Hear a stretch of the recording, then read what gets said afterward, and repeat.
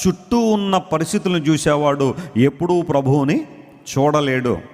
చుట్టూ ఉన్న పరిస్థితులను చూసేవారు ప్రభువుని చూడలేరు. మత్తయి సువార్త 14:30 మనం చదివితే అక్కడ పేతురు గారి జీవితంలో జరిగిన ఒక సంఘటన లేఖనాలు సెలవిస్తున్నాయి. ప్రభువును చూడకపోతే మనం ఏం చూస్తున్నాం అని ఆలోచన చేస్తే 14:30 మాట ఉంది చూడండి. చూచి భయపడి, పేతురు గారు దేన్ని చూశాడట? ఆయన గాలిని చూచి భయపడి. ఇప్పుడు గాలిని చూడడం ద్వారా వస్తున్న పర్యవసానాలు, కాన్సిక్వెన్సెస్ ఏంటంటే భయపడి, ఆ తర్వాత ఏమైపోయాడట?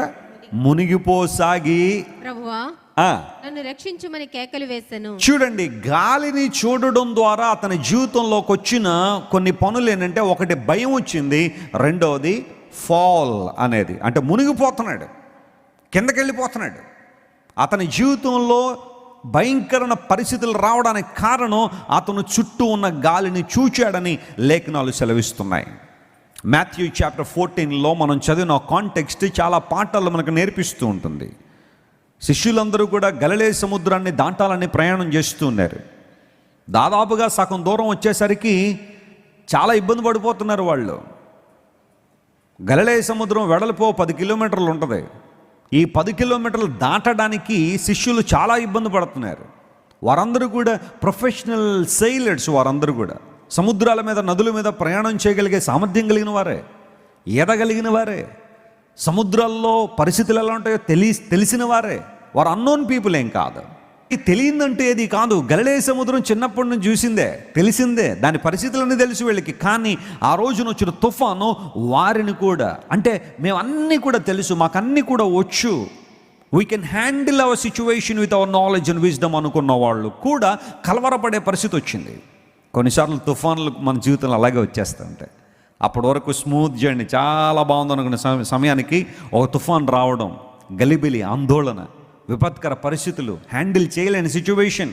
ఎందుకు ఇలా జరిగింది, నాకే ఎందుకు ఇలా జరుగుతుంది, why this happen to me, why all these bad things happening to me, నాకే అన్ని పరిస్థితులు ఇలా ప్రతికూలంగా ఎందుకు తయారవుతున్నాయి అని కొన్నిసార్లు అనిపిస్తూ ఉంటుంది. అలాంటి సిచ్యువేషన్లో శిష్యులు భయపడుతున్నప్పుడు ప్రభువారు సముద్రం మీద నడుచుకుంటూ వచ్చారు. దేవుని నామమున స్తోత్రం కలుగును గాక. You know one thing, if God wanted to help you, or if God wants to help you, sometimes he will break the laws of this nature. దేవుడు ఖచ్చితంగా ఈ సహజ సిద్ధమైన లాస్ ఏవైతే ఉంటుందో దేవుడు వాటిని బ్రేక్ చేయగలడు. కారణం తెలుసా? ఆయన సృష్టికర్త కాబట్టి. నీటి మీద నడుచుకుంటూ వచ్చాడు ఆయన. రాగానే ఆ దూరం నుండి చూసి భూతం భూతం అని కేకలేస్తూ ఉన్నారు. ఎందుకోసం అంటే ఆ గలిలయ సముద్ర చుట్టూ ప్రక్కలుండే కొంతమంది అన్య జనాంగం, ప్రభు అంటే ఎవరో తెలియని వాళ్ళు ఏమనుకునేవారంటే, నువ్వు చచ్చిపోయేటప్పుడు దయ్యాలు వచ్చి నేను తీసుకెళ్ళిపోతారా అన్న టైపు ఆలోచన చేస్తుండేవారు. అందును బట్టి వీళ్ళు అసలే ఇబ్బందుల్లో ఉన్నారు, మునిగిపోయే పరిస్థితుల్లో ఉన్నారు, కష్ట పరిస్థితుల్లో ఉన్నసరికి దూరంగా తెల్లగా ఏదైనా వస్తుందంటే ఇంక మా డెత్ కన్ఫామ్ ఇక్కడ.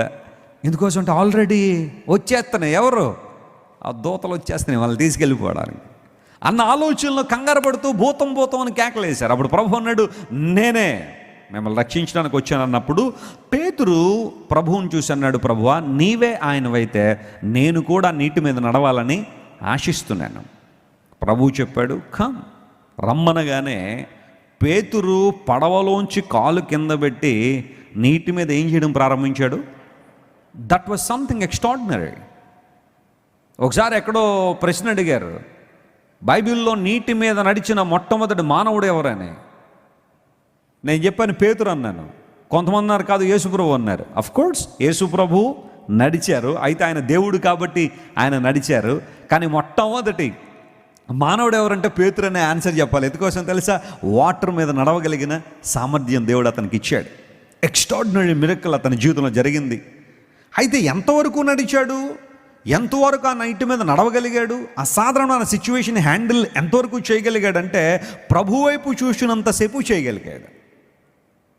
When he takes off his eyes from the Lord, the Bible says he began to drown in the water. నీటిలో మునిగిపోతున్నాడట. ఎప్పుడో తెలుసా? తన కన్నులు ప్రభువు నుండి తప్పించి ఎటువైపు చూశాడట? గాలిని వైపు చూశాడు. చాలాసార్లు మనం ప్రభువుని చూడాల్సిన మనము, ప్రభు వైపు మన దృష్టి నిలిపి అసాధారణమైన రీతిలో ముందుకు నడవాల్సిన మనము మన దృష్టి ప్రభువు నుండి మళ్ళించి ఎటువైపు చూస్తున్నామో పరిస్థితుల వైపు చూస్తున్నాం. దేవుని వాక్యం అంతా విన్న తర్వాత వెస్లీ గారు, నా సిచ్యువేషన్ చాలా వర్స్ట్గా ఉందండి, చాలా భయంకరంగా ఉందండి, పరిస్థితులు చాలా నన్ను కలవరపడుతున్నాయండి. ఆఫ్ కోర్స్ ప్రతి ఒక్కరి జీవితంలో సమస్యలు ఉన్నాయి, ప్రతి ఒక్కరి జీవితంలో సవాళ్ళు ఉన్నాయి. అయితే కొంతమంది ఎందుకు ఆ సవాళ్ళలో కూడా ముందుకు కొనసాగలుగుతున్నారు, ఆ సిచ్యువేషన్స్లో కూడా వారు ఎందుకు ఆనందంగా ముందుకు సాగిపోగలుగుతున్నారంటే వారి దృష్టి దేని మీద లేదో, ఆ పరిస్థితుల మీద లేదు. ఎవరి మీద చూస్తున్నారు? పరిస్థితులను తన ఆధీనంలో ఉంచుకోగలిగిన దేవుని వైపు చూశారు. గట్టిగా చప్పట్లు కొట్టి దేవుని మహిమపరచండి. ఈ ఉదయకాల సమయంలో కొన్నిసార్లు మనం ప్రభువుని చూడలేకపోవడానికి కారణం ఏంటో తెలుసా? ఆయన మినహాయించి మన చుట్టూ ఉన్న పరిస్థితుల వైపు చూసి మనం ఏమవుతూ ఉంటాం? కంగారు పడిపోతుంటాం. భయపడ్డాడట, మునిగిపోతున్నాడట. అతని జీవితంలో అలాంటి ప్రతికూల వాతావరణాలు రావడానికి కారణం అతని కన్నులు ప్రభువు నుండి మరల్చి చుట్టూ ఉన్న పరిస్థితుల వైపు చూశాడు. ఈరోజు నీకున్న ఆరోగ్య సమస్యలు కావచ్చు, అప్పుల బాధలు కావచ్చు, నీవు అనుకుంటున్న కార్యం జరగట్లేదన్న నిస్సహాయత కావచ్చు, అసహనం కావచ్చు, నీ జీవితంలో ఎదుర్కొన్న నిందల అవమానాలు కావచ్చు, లేదా ఇంతవరకు నీ జీవితంలోకి వచ్చిన ఫెయిల్యూర్స్ కావచ్చు. వాటి మీద నీ దృష్టి నిలపాలని బైబిల్ చెప్పట్లేదు. వాటి మీద నీ ఫోకస్ ఉంచుమని బైబిల్ చెప్పట్లేదు. వాటి నుండి నేను విడుదల చేయగలిగే దేవుని వైపు నువ్వు చూడగలిగితే ఖచ్చితంగా ఈరోజు నీ జీవితంలో ఏం జరుగుతాయి? అద్భుతాలు జరుగుతాయి. Can you focus on God who is the creator of everything? Can you focus on God who is in control of everything? సమస్తమును తన ఆధీనంలో ఉంచుకోగలిగిన దేవుని వైపు నీ కన్నులను ఎత్తగలిగితే ప్రభు అసాధారణ రీతిలో దేవుడు నీ జీవితంలో ఏం చేస్తాడు? మేలు చేస్తాడు. నీ పరిస్థితుల వైపు నువ్వు చూసినంతకాలం కృంగుదల ఉంటుంది. అయ్యో నా సమస్య ఇంత పెద్దదే, నా సమస్య ఇంత గొప్పదే, నా సమస్య ఎవరో తీర్చలేరు అనిపిస్తుంది. కానీ స్టార్ట్ లుకింగ్ అట్ జీసస్.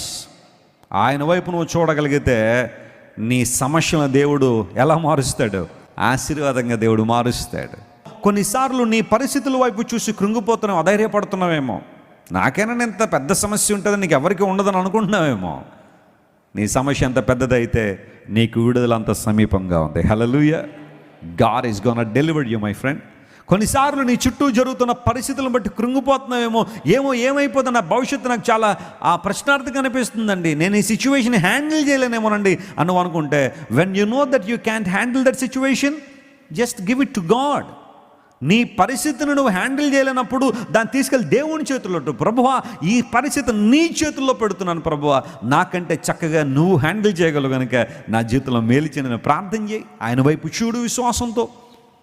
ప్రభు నీ జీవితంలో మేలు జరిగిస్తాడు.